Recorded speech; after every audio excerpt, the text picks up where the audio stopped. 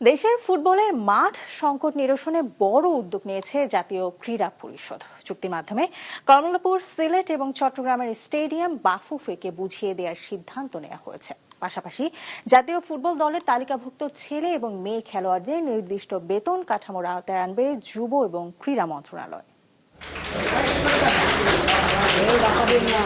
জাতীয় দলের গোলরক্ষক থেকে যুব ও ক্রীড়া প্রতিমন্ত্রী, ফুটবলের প্রতি আলাদা টান থেকেই আমিনুল হক আলাদাভাবে সভা করলেন ফেডারেশনের সঙ্গে।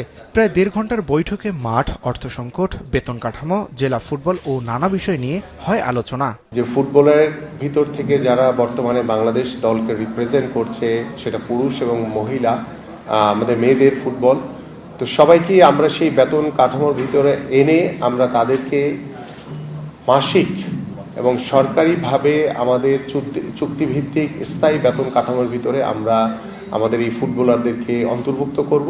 কমলাপুর স্টেডিয়াম, আমাদের সিলেট স্টেডিয়াম এবং চট্টগ্রাম স্টেডিয়াম, এই 3টি মাঠকে আমরা আনুষ্ঠানিকভাবে চুক্তির মাধ্যমে আমরা ফুটবল ফেডারেশনকে বরাদ্দ দিব ইনশাআল্লাহ।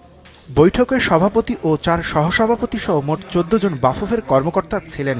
যুব ও ক্রীড়া প্রতিমন্ত্রীর সাথে বৈঠকে খুশি বাফুফে। ফিফার ফান্ড ইউজ করে এগুলিকে আমরা ডেভেলপ করতে পারবো, আরও এনরিচ করতে পারবো। আর সবচেয়ে বড় কথা হচ্ছে ডেডিকেটেড মাঠ যখন পাওয়া যায় তখন কিন্তু আমরা দীর্ঘমেয়াদী পরিকল্পনা করতে পারি। আমি যদি জানি যে এই মাঠটা ফুটবলের জন্য ইউজ হবে, আমাদের কিন্তু এখন অ্যানুয়াল ক্যালেন্ডার আমরা করি। ঢাকার ভেতরে যেখানে যেখানে সম্ভব মাঠ এবং বড় জায়গা না পাওয়া গেলে ফুটসালের জন্য জায়গা তৈরি করা, এটা উনি পজিটিভলি নিয়েছেন। জেলা লেভেলে আমরা বলেছি যে সরকারের খাস জমি থেকে প্রতি জেলায় যদি একটা করে ফুটবল মাঠ দেওয়া যায়, 5-6 বিঘা জমি হলে একটা মাঠ করে ফেলা যায়, এটা উনি পজিটিভলি নিয়েছেন।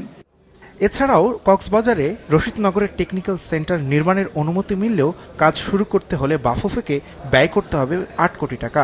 সেই বিষয়ে পূর্ণ বিবেচনার আবেদন করেছে ফেডারেশন।